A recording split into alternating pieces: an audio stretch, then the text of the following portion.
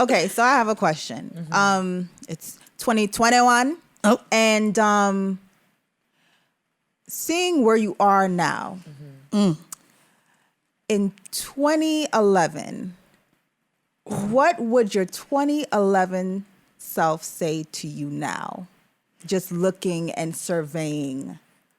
First off, she wouldn't say shit because she was throwing up, rolling around on Washington right outside of Dream nightclub.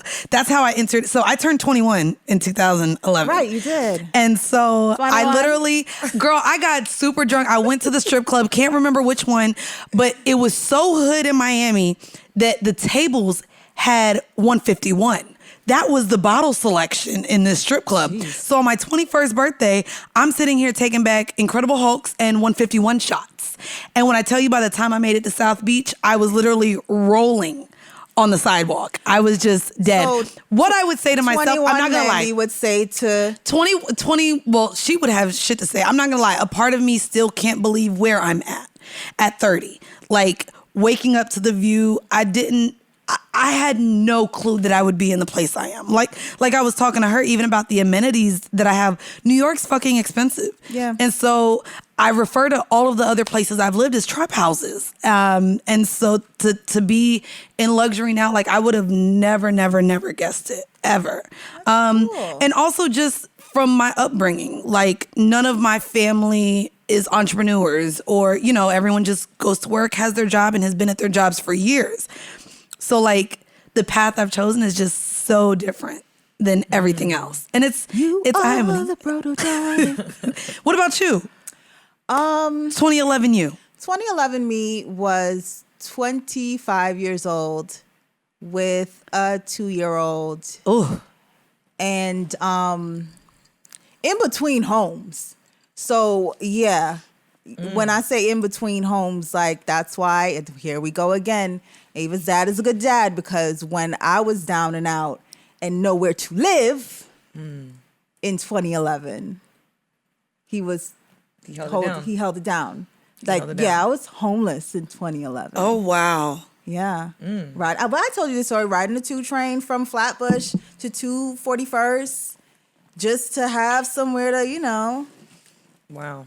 chill until Starbucks opens at 5 a.m. And then you get on the laptop and you go to work. Damn. Oh, wow. Yeah. I mean, I'm not going to lie. I've had roommates this whole time as an adult, too. So this is my first time moving into an apartment by myself. Oh. Yes. Oh, so that is major. And at 30, but of course, I mean, I lived in Brickell. I lived in Atlanta early on. I lived in Atlanta when I was 18. I drove up my Hyundai Sonata 3 days after graduating high school. And so I've been on my own since I was 18. And it's a goddamn hustle figuring out how you gonna pay rent, like furnishing places. And so, yeah, I lived in Miami and then New York for the last 8 years. And so here is a grind, like you said. Like, I remember when I first moved here, girl, I was going to bartend all the way in Long Island and I was living in Flatbush. And I had every type of job you can think of. But yeah, like what you're saying. So I guess I want to go back to what would you say to yourself now?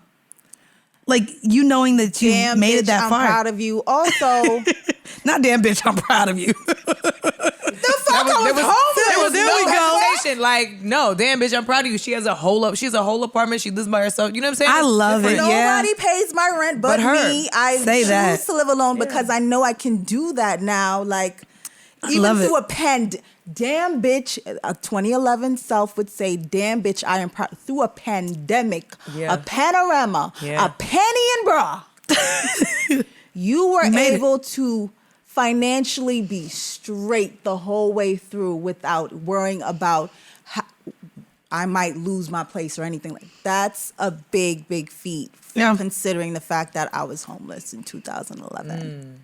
It's so crazy because so many of my friends have very similar stories. And of course, like now being in the era of social media, you never see people's low anymore. But like, I think that that's one thing that we revisit often is 5 years ago, 10 years ago, where we were. And we've all either been homeless, sleeping on a homegirl couch, trying to figure it the fuck out. And a lot of people just don't share those stories because it's a little bit of it is embarrassing to a lot of us. It shouldn't be.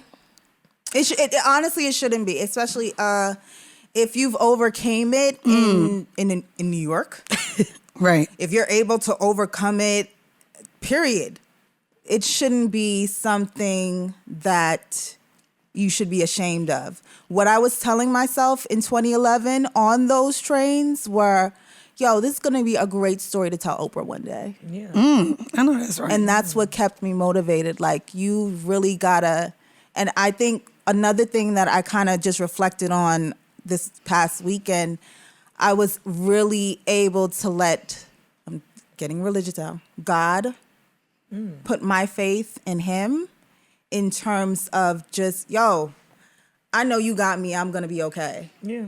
Okay. And it's now that I'm learning to really take that faith in him and put it within myself.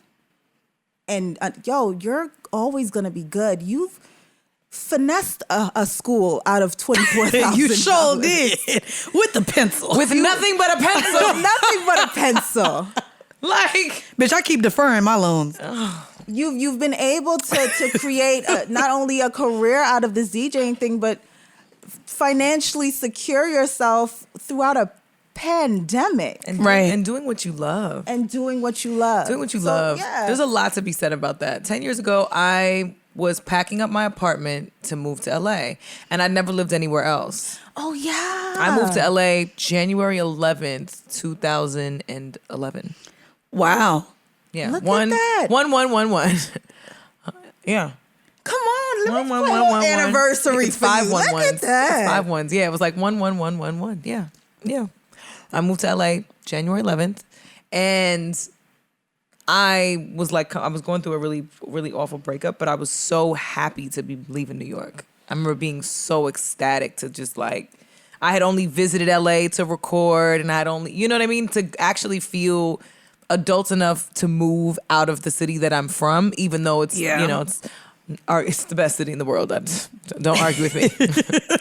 But sometimes you have to leave home. But I mean, it really, and I felt so, I felt more confident in my ability to move than I was fearful. And I think in 2021, I've entered this year with the same level of confidence and less fear of the unknown and more acceptance of the things that I can't do, any circumstances I can't change it, but also just being grateful for what's right in front of me, being Right. grateful for what's presently here,